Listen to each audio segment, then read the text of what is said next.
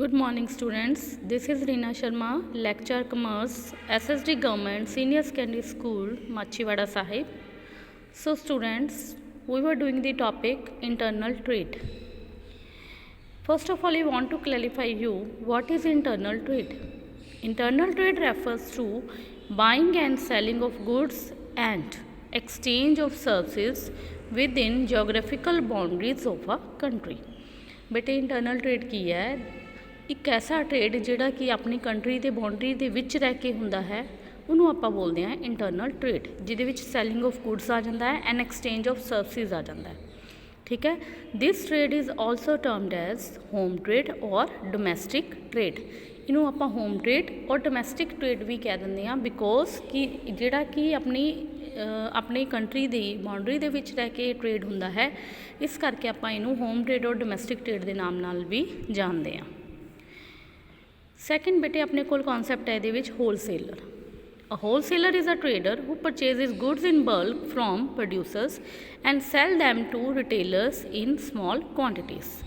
Wholesaler की है हुण एक ऐसा ट्रेडर है जिहड़ा कि गुड्स जिहड़ियां ने बल्क दे विच परचेज करता है मैन्युफैक्चरर तो and he sells them to retailer नू स्मॉल क्वांटिटीज़ दे विच सेल करता है, तो वो कौन है? होलसेलर।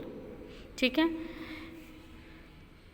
उस तरह दियाँ किस तरह दियाँ सर्विसेज होलसेलर प्रोवाइड करता है? Which type of services? First है he makes available goods as per the needs of consumer the needs के अकॉर्डिंग गुड्स वो प्रेजेंट करता है। उस तो बाद he helps in maintaining stability in prices by adjusting the supply of goods. Supply of good नू इस तरह एडजस्ट करता है कि जिहड़े प्राइसिस ने वो स्टैबलाइज रहन मार्केट दे विच। ठीक है, a wholesaler helps in making large scale production possible and helping the consumers to get low price goods. क्योंकि काफ़ी बल्क दे विच जो चीज़ां प्रोवाइड करता है तो होलसेलर का की हुंदा है कि वो जिहड़े चार्जिज ने वो लैस टू लैस चार्ज करता है। He keeps ready stock for retailer. जो रिटेलर नूं किसी चीज़ की लोड़ हुंदी है तो वो स्टॉक अवेलेबल हुंदा है wholesaler coal.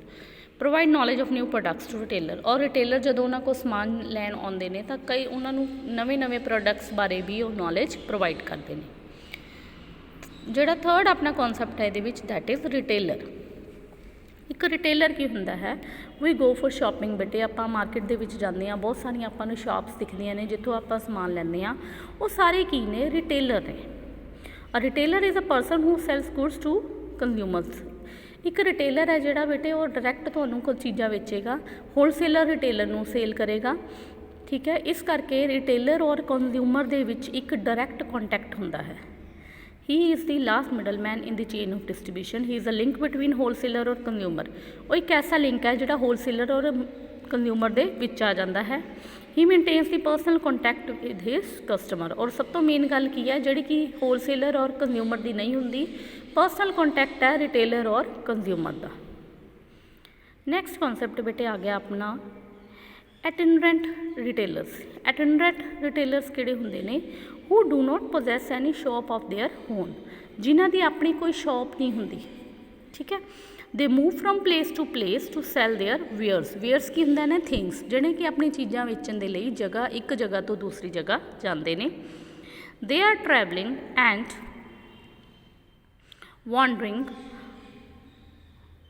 And include hawkers, peddlers and cheap jacks market traders. ये कौन कौन आता है? हॉकर्स भी आते हैं, पैडलर्स भी आते हैं, cheap jack, market trader, street trader. तुसीं कई बार देखते हो बेटे जो तुसीं जिथे रेजिडेंशियल एरिया च रहिंदे हो, कई बार तुहानूं गली दे विच तुहाडी स्ट्रीट्स दे विच लोग आते हैं, हॉकर्स आते हैं जिहड़े कि तुहानूं आवाज़ां लगा के कहते हैं कि समान वो अपना समान सेल करन लई आउंदे ने तुहाडे कोल। उन्हां कोल प्रॉपर एक शॉप नहीं है, इस करके एक प्रॉपर जगह ते नहीं रहिंदे, वो एक तो जगह तो दूसरी जगह वंडर करते हैं, घूमते रहते हैं। इस करके उन्होंने किहड़े ट्रेडर कहा जाता है? अटेंडेंट रिटेलर्स कहा जाता है। ठीक है, हुण मैं आई होप कि तुहानूं ये जिहड़े आपां जिहड़े कॉन्सैप्ट किते हैं किहड़े किते ने? Internal trade, wholesaler, retailer and attendant retailer. ये सारे कॉन्सैप्ट मैनूं उम्मीद है कि तुहानूं सारिआं नूं क्लीयर हो गए होने। थैंक यू बेटे, सी यू सून, गुड बाय।